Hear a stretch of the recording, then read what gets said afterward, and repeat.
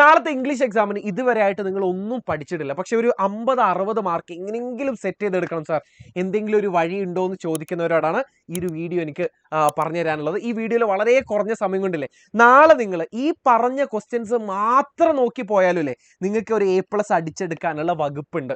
അതായത് ഒരു 50-60 മാർക്ക് എന്തായാലും നിങ്ങൾക്ക് കിട്ടും. അതിൽ കൂടുതൽ മേടിച്ചെടുക്കാനുള്ള വകുപ്പ് ഇതിലുണ്ട്. അത് നിങ്ങൾ എത്രത്തോളം കഷ്ടപ്പെടുന്നുണ്ട് എന്നുള്ളതിനെ ഡിപ്പെൻഡ് ചെയ്തിരിക്കും. ഒരു 50-60 മാർക്ക് എന്തായാലും ഈ ഒരു വീഡിയോയിൽ നിന്ന് നിങ്ങൾക്ക് ഉറപ്പിക്കാം. ഓക്കെ, എന്തൊക്കെ തരം ക്വസ്റ്റ്യൻസ് വരും എന്നുള്ളത് ഞാൻ കാണിച്ചു തരാം. ഓരോ ചാപ്റ്ററിനും എന്തൊക്കെ തരം അല്ലെങ്കിൽ എന്ത് ക്വസ്റ്റ്യൻസ് നമ്മളോട് ചോദിക്കും എന്നുള്ളത് ഞാൻ പറഞ്ഞുതരാം. ഓക്കെ, നമ്മുടെ sunrise on the hills HW ലോങ്ഫെല്ലോ എഴുതിയിട്ടുള്ള ഒരു കവിതയാണ്.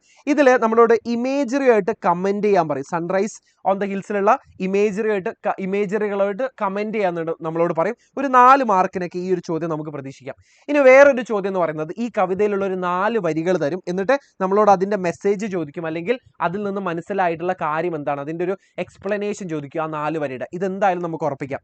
പിന്നെ ട്രിപ്പ് ഓഫ് ലഹോളയിൽ നിന്ന് ഏറ്റവും സാധ്യതയുള്ള ക്വസ്റ്റ്യൻ എന്ന് പറയുന്നത് ഒന്ന് ലൈവ് TV റിപ്പോർട്ടാണ്.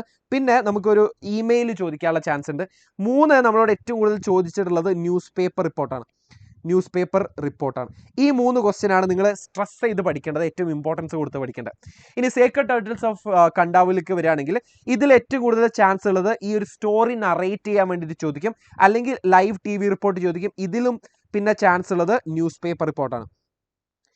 പേപ്പർ റിപ്പോർട്ടാണ് നമ്മളോട് ചോദിക്കുക. Then disasters and disaster management in India, ഏറ്റവും കൂടുതൽ ചാൻസ് ആർട്ടിക്കിൾ അല്ലെങ്കിൽ ഏറ്റവും കൂടുതൽ ചാൻസ് ഉള്ളത് എസ്സേ. രണ്ടും 8 മാർക്കിന്റെ ചോദ്യമായിരിക്കും. കിഡിലൻ ഓപ്പർച്യൂണിറ്റിയാണ്. ഇതിൻ്റെയൊക്കെ ക്വസ്റ്റ്യൻസ് ഞാൻ ഡിസ്കസ് ചെയ്തിട്ടുണ്ട് നമ്മുടെ ലൈവിൽ, എന്തായാലും കാണാൻ വിട്ടുപോരുത്. ഓക്കെ, ഇനി നമ്മുടെ serang of Ranaganji doctor AJ Cronin എഴുതിയിട്ടുള്ള ഷോർട്ട് സ്റ്റോറിയാണ്.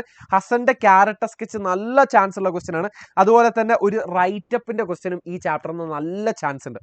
പിന്നെ റെക്ക് ഓഫ് ടൈറ്റാനിക് ബെഞ്ചമിൻ പെക്കീത്ത് എഴുതിയിട്ടുള്ള എന്താ പറയാ ഈ ഒരു കവിത, ഈ ഒരു പോയം, ഇതിൽ നിന്ന് നമുക്ക് ഇതുപോലെ തന്നെ ലൈൻസ് എക്സ്പ്ലെയിൻ ചെയ്യാൻ വേണ്ടിയിട്ട് ചോദിക്കാൻ നല്ല ചാൻസ് ഉണ്ട്. അത് മാത്രമേ ഇതിൽ നിന്നുള്ള സാധ്യതയുള്ള ഒരു ക്വസ്റ്റ്യൻ ഉള്ളൂ. ഇനി ഫസ്റ്റ് ടേം എന്ന് ചോദിക്കുകയാണെങ്കിൽ നമ്മുടെ ഒന്നാമത്തെ chapter his first flight Liam O'Flaherty ചെയ്തിട്ടുള്ള ഷോർട്ട് സ്റ്റോറി, ഇതിൽ നമ്മുടെ യങ് സീകളുടെ ക്യാരക്ടർ സ്കെച്ച് നല്ല ചാൻസ് ഉണ്ട്. ഇനി പിന്നെ നമുക്ക് പേടിയെ തരണം ചെയ്യുന്നതിനെ കുറിച്ചിട്ട് ഒരു പാരഗ്രാഫ് എഴുതാൻ വേണ്ടിയിട്ട് ചോദിക്കും, അല്ലെങ്കിൽ പാരന്റിങ്ങിനെ കുറിച്ചിട്ട് ഒരു പാരഗ്രാഫ് നമ്മളോട് ചോദിക്കും.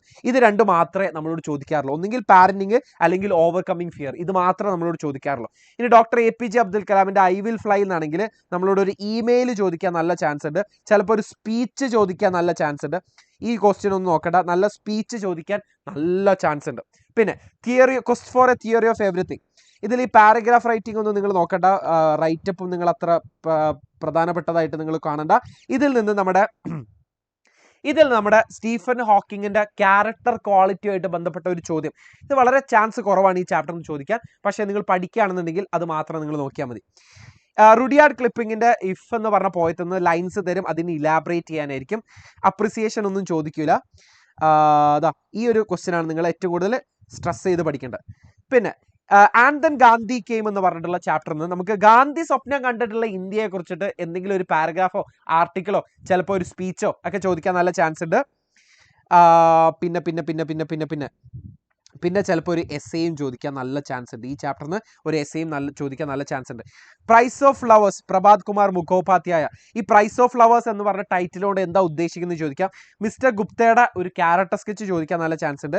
മിസ്റ്റർ ഗുപ്ത എഴുതുന്ന ഒരു കത്ത് എഴുതാൻ നല്ല ചാൻസ് ഉണ്ട് ചോദിക്കാൻ. റിപ്പോർട്ടർ സ്പീച്ചിൽ നിന്ന് 2 മാർക്കിന്, എഡിറ്റിംഗിൽ നിന്ന് 4 മാർക്ക്, കൊഹിസീവ് ഡിവൈസിൽ നിന്ന് 2 മാർക്ക്, ഇഫ് ക്ലോസ് ഹാഡ് ബെറ്ററിൽ നിന്ന് 2 മാർക്ക്. ഇത്രയായിരിക്കും ഗ്രാമറിൽ നിന്ന് നമ്മളോട് ചോദിക്കാം. സോ ഇത്രയും എൻ്റെ കാറ്റ് പോയി. ഇത്രയും ക്വസ്റ്റ്യൻസ് നിങ്ങൾ പഠിച്ചു പോയാൽ തന്നെയല്ലേ ഒരു A+ ലെവലിലേക്ക് നിങ്ങൾക്ക് എത്താൻ പറ്റും.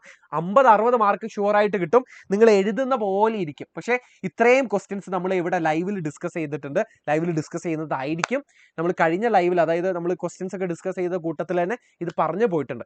സോ അതൊക്കെ നിങ്ങൾക്ക് അതിൻ്റെ PPT ഒക്കെ ഞാൻ നമ്മുടെ ഇംഗ്ലീഷ് ക്ലബിൻ്റെ ഗ്രൂപ്പിലൊക്കെ ഇട്ടിട്ടുണ്ട്. അപ്പോൾ നിങ്ങൾ അതൊന്ന് ജസ്റ്റ് ഒന്ന് വൃത്തിക്ക് പഠിച്ചു പോയാൽ തന്നെ നിങ്ങൾക്കൊരു A+ അടിച്ചെടുക്കാൻ പറ്റും. സോ നാളത്തെ എക്സാം അടിച്ച് പൊളിയാക്കാറ് വൃത്തികേടാക്കേണ്ട കേട്ടോ, നന്നായിട്ട് എഴുതുക, അടിപൊളിയാക്കിയിട്ട് എഴുതുക.